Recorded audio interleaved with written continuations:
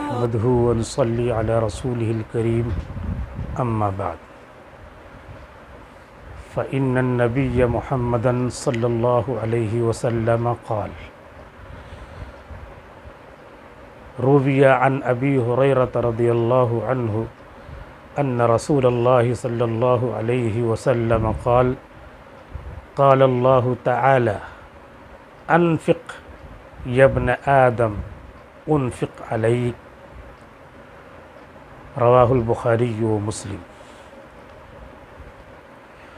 ناظرین کرام، رمضان المبارک میں اللہ تعالیٰ مومن کا رزق بڑھا دیتا ہے۔ اللہ کے نبی صلی اللہ علیہ وسلم نے فرمایا ہے کہ روزہ افطار کرانے کا ثواب ایسا ہے جیسا ہم نے روزہ رکھا۔ اللہ کے رسول صلی اللہ علیہ وسلم رمضان المبارک میں کثرت سے انفاق فرماتے تھے اور انفاق کی ترغیب دیتے تھے۔ بخاری اور مسلم کی یہ حدیث شریف ہے جو حدیث قدسی ہے، جس میں ارشاد باری کی نسبت، ارشاد نبی کی نسبت اللہ تعالیٰ کی طرف ہے۔ قال اللہ تعالی، ویسے تمام حدیثیں، تمام اقوال رسول اللہ ہی کے ہیں، کیونکہ ما ینطق عن الہوی ان هو الا وحی یوحی، لیکن یہ ایک محدثین کی اصطلاح ہے کہ جو مضمون اللہ کے رسول اللہ کی طرف سے اپنے دل سے بیان کر رہے ہیں، اس کی نسبت اگر قال اللہ کہہ کر اللہ کی طرف کر دی جائے تو اسے حدیث قدسی کہا جاتا ہے۔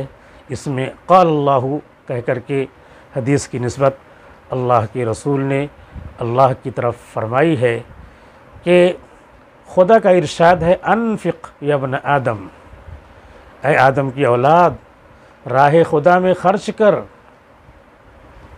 جو کچھ تجھے عزیز ہے وہ اللہ کی راہ میں دے دے، اور اگر تو نے 100 روپے میں 2.5 روپیہ دیا تو 97.5 تیرا بچے گا، اور سود میں اگر تجھے ملے گا تو بظاہر 110 اور 105 ہو جائے گا، لیکن میں کہتا ہوں کہ میں بڑھاؤں گا، انفق علیک، میں تجھ پر خرچ کروں گا، میں بڑھا کے دوں گا۔ میری بات پختہ اور یقینی ہوتی ہے۔ دنیا اور دنیا کی چیزیں سایہ ہیں، ظل زائل، وجود مطلق اللہ تعالیٰ ہے، بقیہ ساری چیزیں سایہ ہیں، سائے کی مانند ہیں، لہٰذا اللہ کے راستے میں خرچ کر۔ آج جو حالات چل رہے ہیں اس میں مسلم ممالک بھی خوب خرچ کر رہے ہیں، اور خرچ کر کے وہ اپنی دنیا بھی بنا رہے ہیں، اپنی آخرت بھی بنا رہے ہیں۔ ہمیں بھی چاہیے کہ ہم خرچ کر کے اپنی دنیا اور آخرت دونوں بنائیں۔ آخرت بنانے کا ثواب یہ ہے کہ کئی گنا اللہ تعالیٰ اجر کو بڑھا دیتے ہیں، اور دنیا کا نفع یہ ہے کہ اللہ تعالیٰ مصیبتوں کو دور کر دیتے ہیں۔ حضرت مولانا یعقوب نانوتوی رحمۃ اللہ علیہ نے دیوبند میں تقریر کی کہ لوگوں، اللہ کے راستے میں خرچ کرو، نہیں تو میری نظریں دیکھ رہی ہیں کہ بہت بڑی مصیبت تم پر آنے والی ہے۔ لوگوں نے سنا، 2 قسمیں لوگوں کی ہو گئیں۔